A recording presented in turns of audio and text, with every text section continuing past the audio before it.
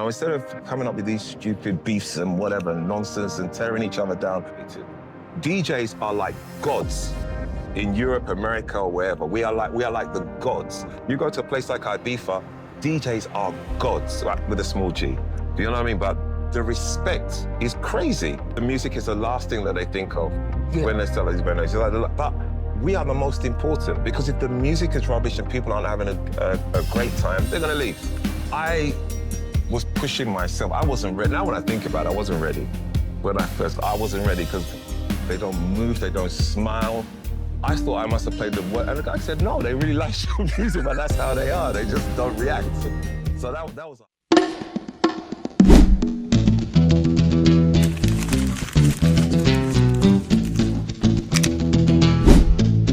Hello, ladies and gentlemen, listeners and viewers. My name is KKX. I'm the host, Culture of the Decks. Here we have DJ Nickie Cartel. Welcome back. How you doing? Thank you. Thank you for having me. Cheers. Nickie Cartel. I'd love for our viewers and myself to know what your story has been like in the creative industry, not even just our DJ, like where you started from, the modeling and everything. Wow. It depends on how long you've got, but if you want me to go right from the beginning, I'll say my career started off when I was at university in London. I was at the London College of Fashion, and I had to do work experience for one of the terms, which I did at ID magazine. Okay. So I worked with Edward Enninful. I was actually Edward Enninful's assistant. Yeah. So I worked with him. He introduced me to being a fashion stylist. That was my first thing. So I did the fashion styling for a while, and then whilst I was doing the fashion styling, I got spotted to being a model. So I was doing the modeling alongside the fashion styling. But I've always been into music. I've always been into that type of thing. So after that, with the fashion styling, I was doing styling magazines, pop stars, music videos, things like that. And on the side, I was still doing my DJing, my music, but in the bedroom. And one day, I think I would say my breakthrough came when Mark Ronson, that's it, Mark Ronson. Oh. Yeah, so Mark. He spotted.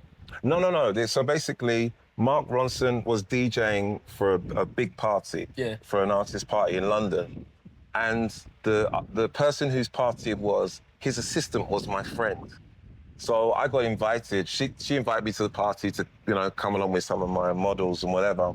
And I just heard Mark tear up the place. Like it was probably the best DJing I've ever heard. And what I loved about it was he was doing all cross genres. It wasn't just R&B, it wasn't just hip hop. He was throwing some pop in there, he was throwing some rock in there. And from that day, I thought, that's what I want to do. I want to be a DJ. So that's what kind of got me my kick in there. And then obviously I went clubbing a lot in London back in the days, and I just used to listen to the DJs and think to myself, I can do that.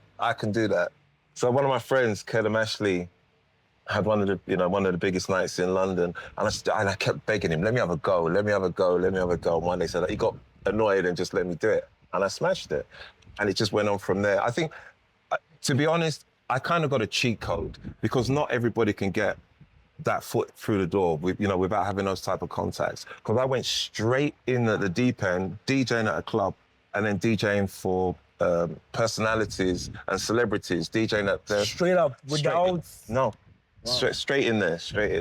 So it's kind of weird. So if you can see some DJs may have 10,000, 15,000, 20,000 followers and stuff like that. I haven't needed that, because I DJ for celebrities, I DJ for VIPs, so, it can be princes, it can be, businessmen on their yachts and stuff like that. So I've kind of like that. So they call me a celebrity DJ. That was what my title was, is a celebrity DJ for VIPs and stuff like that. So it's not easy. I won't lie, it's not easy. Not everybody can do it. But that's basically the long and short of how I got into what I'm doing. So I've DJed all over the world. From Brazil to Sri Lanka. Ooh. I've DJed for people like Chris Brown.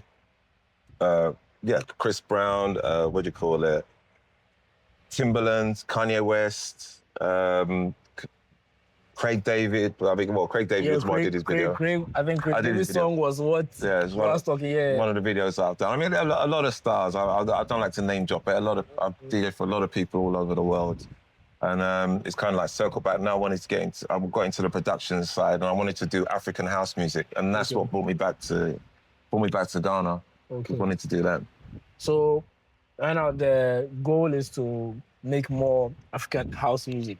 How has that been so far? To be honest, when I first got to Ghana, it was a struggle. It was a very big struggle, and it's kind of like what annoyed me about Ghana and Ghanaians, and I'll explain why. When Ghana had Azonto, that was our Amapiano moment. Yes. And we missed it. Why? Because we don't like to collaborate. You know, we have our own fiefdoms. We do this, I'm not going to share my thing with you because you might steal it. That was the attitude that I came across. When I came to Ghana, I came back to Ghana in 2015.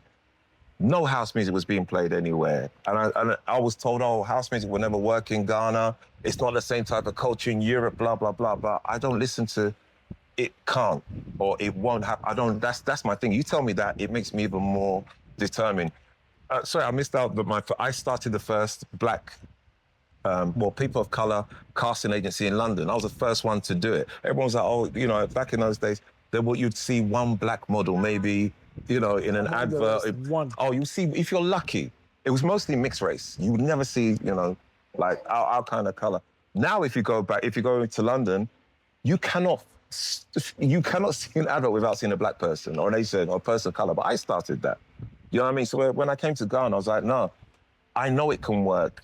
Because I was listening to people like Black Coffee and Temra and those guys and seeing how that music worked, hearing African beats and African vocals over house music. So I was thinking, why don't we do that here in Ghana? What I did love is when I hear like the funeral chanting, when you hear those, I was thinking, why not take those voices and put it over an African beat? That's so smart. That's what I thought. When I came, I'd speak to some, I'm not going to lie, I'm not going to use any name, but I started talking to some of the artists here and say, let's collaborate, because I can open you up to a whole new market.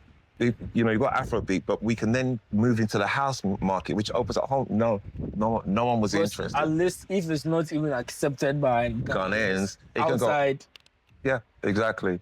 And it was. There was a negative response. Like very, very negative. Very, very negative. The only person. Then again, he wasn't big at the time, which was King Promise. So I started working with King Promise. We made a couple of really good, really amazing tunes, which I still have. But we just didn't push it as much as we should have done at the time. We didn't have the financial backing behind us that was needed to push it the way it was. But we did some amazing stuff, and I wanted to do that with a lot of the other guys. With your big artists at the time, but no one was ready for it. But if you look now, look at Afro House. Yeah. Look at Afro House and where it is. And I was doing 2015 is when I was pushing that. Nobody wanted to work with me. Do you think it's too late for that to happen right now? Oh, it's never too late. That's why I'm still here. Oh, it's never too late. It's just that we could have been. That's what I'm saying. We have always had the chance to be first, but we don't take it. Yeah. Azonto, when it came, we should have been pushing that. But you see, we got to a stage. The reason why Amapiano has done so well is because it keeps evolving. It keeps evolving. If you listen to Amapiano from 2020 and Amapiano now, massive difference. The other thing, if you look at how they collaborate between themselves, you look at a track, you see like 4 or 5 different artists on one track because everyone is collaborating, everyone's pushing each other, which is what we don't, doesn't happen in Ghana. And that's why I said Azonto was our Amapiano moment, and we missed that. We lost that. So what you're saying is, back in 2014, 2015, we could have been like the pioneers for Afro House with Ghanaian music. Yes. Straight up. We would have been killing it. We would have been way ahead of everyone else. Because the tracks, I have tunes that I recorded back in 2014 and 2015. If you listen to it, it still fits now. The big tunes that they have, that the kind of music guys are doing and whatever, if you listen to what we were doing then, we were on par. It is what it is.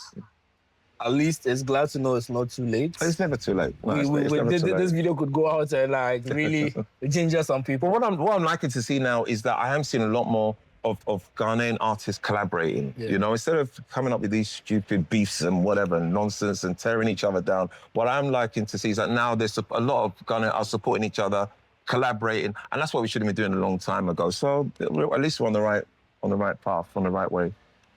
That's good to know. So I take it that since you've been all over the world DJing, it means your discovery with music is like really wide. Which genre do you enjoy playing the most? Oh, wow. Okay, so when I'm in London, we have something called open format, whereas we have to play everything. You know what I mean? So that's why I'm trained on that. So I can play whatever. I can go through any genre. I love house.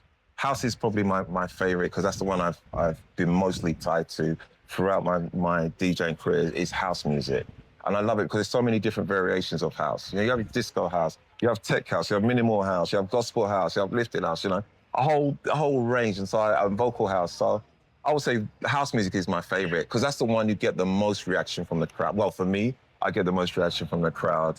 Well, the nice reaction from the crowd is when you're playing house music. You're taking people on a journey and a great time. You know, you're on an amazing beach in a beautiful setting with the sun shining. You've got a whole lot of people enjoying your music. It's house music I get the best response from.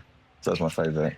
So with the house genre, okay, let's switch from the genre. Let's come to the countries, the ethnic people, the cultures you've seen so far. Which group of people do you find it difficult to play for?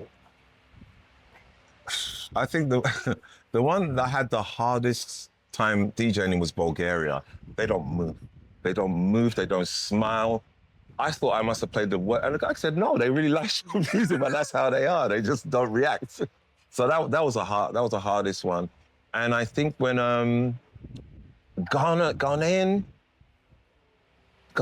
audiences can be tough. They can be tough because what I've noticed here is that they like what they like, what they're used to. So they hear, damn. Wow. Okay. You know, it's like, I'll give you a perfect example.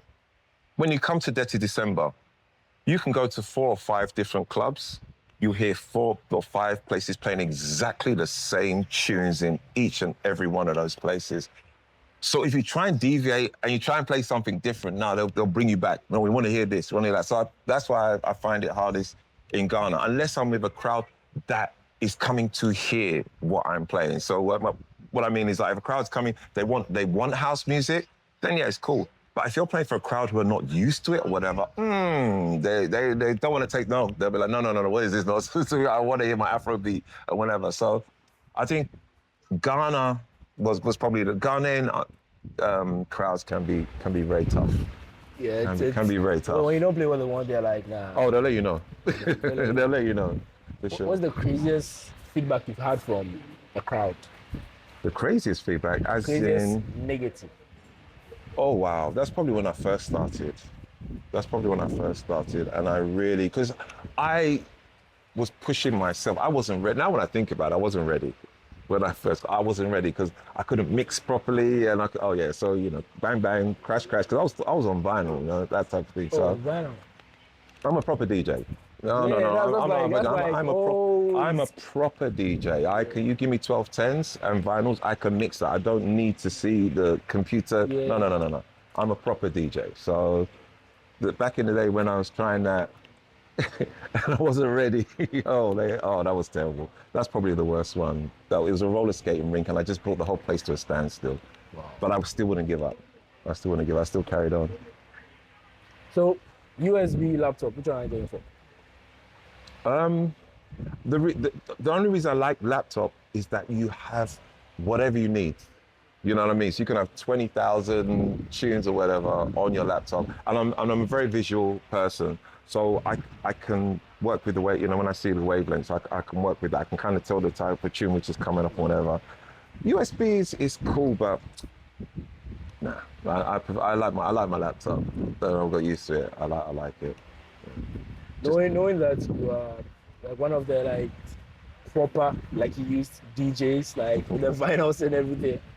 How was it when new equipment were being like done and you had to like switch from vinyls to like turntable, stuff like that? How was it for you? Oh, it was easy. It was to be honest, it was very easy, and I welcome it.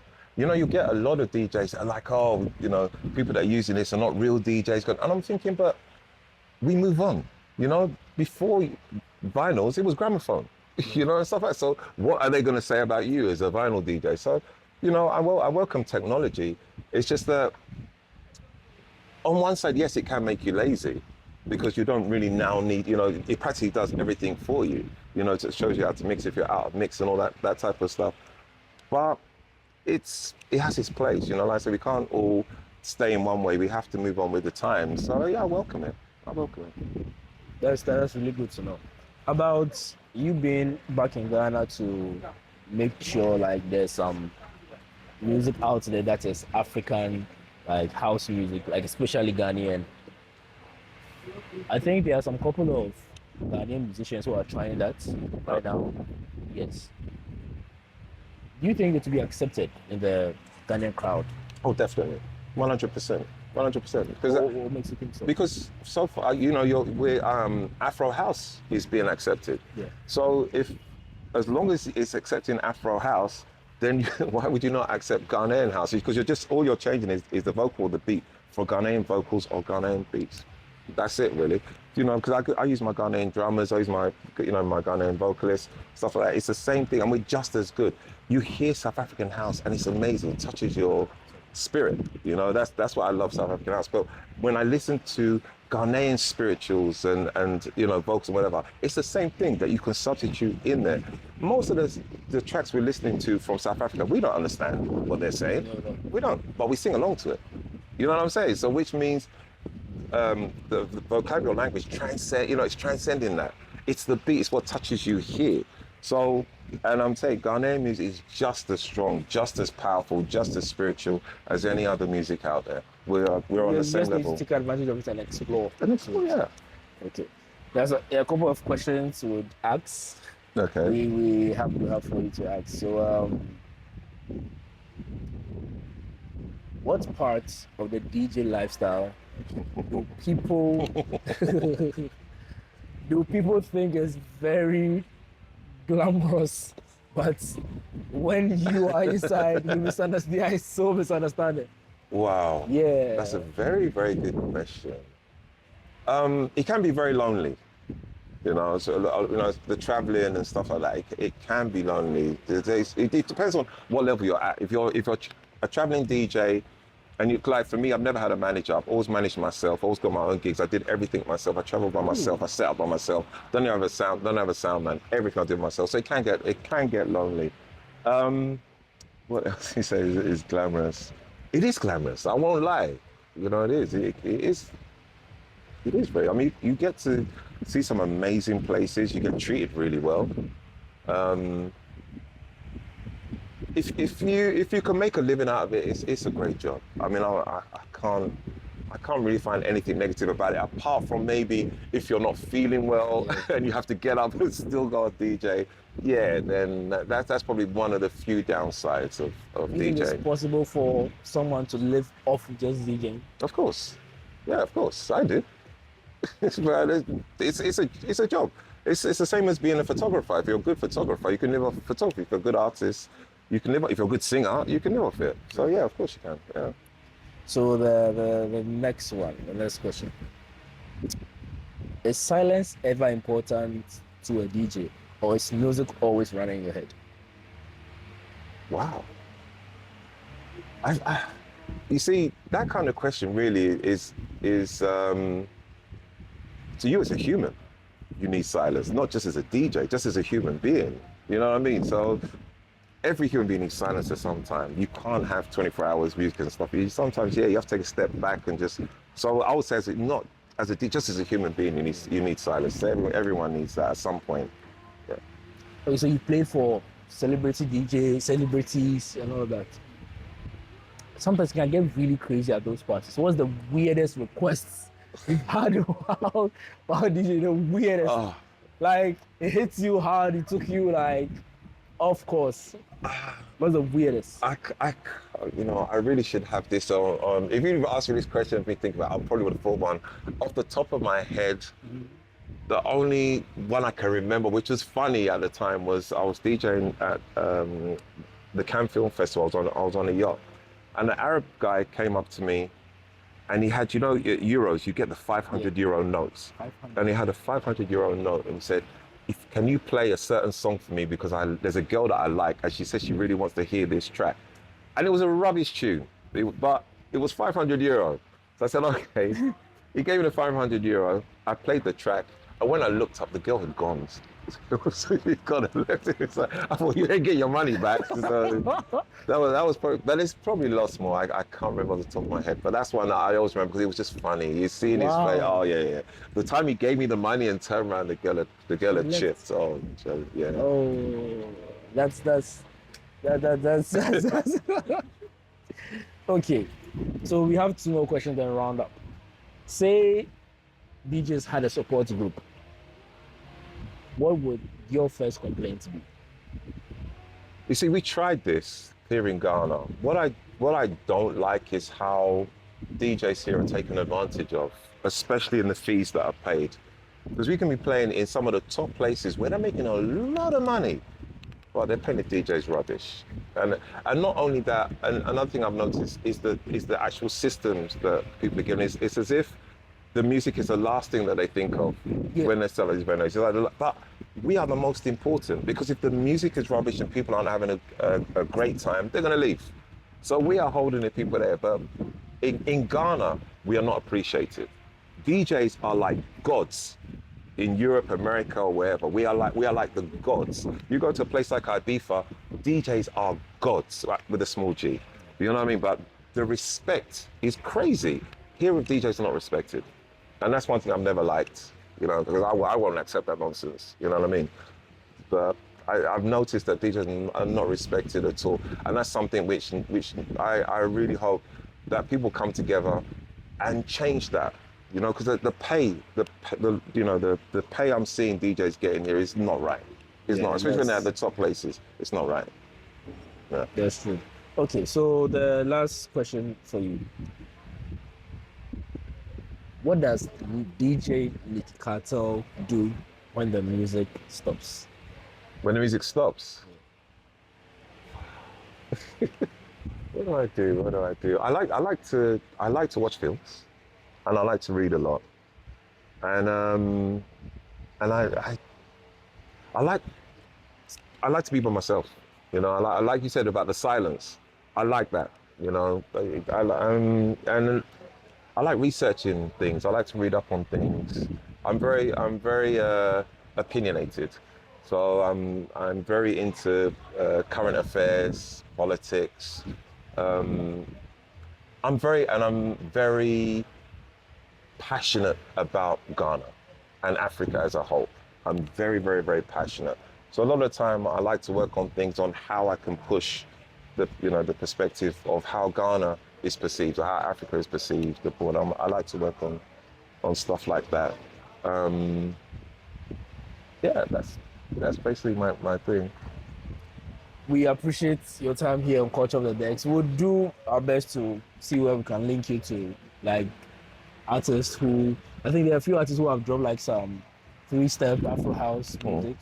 Okay. To them, so the collaboration could be done. Amazing. Even just talented singers that can sing in local dialects is who I like to work with as well.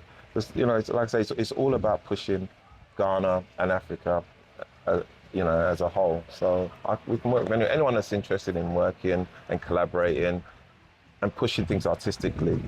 I'm always down to work with them. Ladies and gentlemen, this is DJ Nickie Cartel, and this is his perspective of the culture of the decks. That's his story. I'm KKX, I'm your host. This is Culture of the Decks. Peace.